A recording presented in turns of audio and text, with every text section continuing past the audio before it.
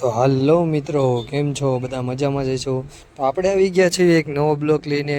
તો તમે ધ્યાનથી જોજો આ વિડીયોને, અને આ વિડીયો આખો મેળાનો છે અને પૂરો જોજો, મજા આવશે.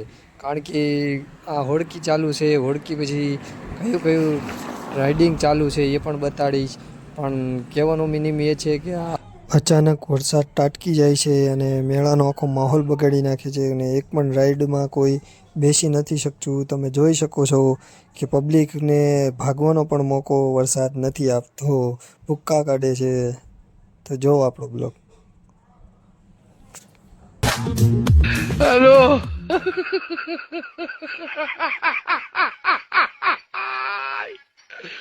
Hola, Carlos.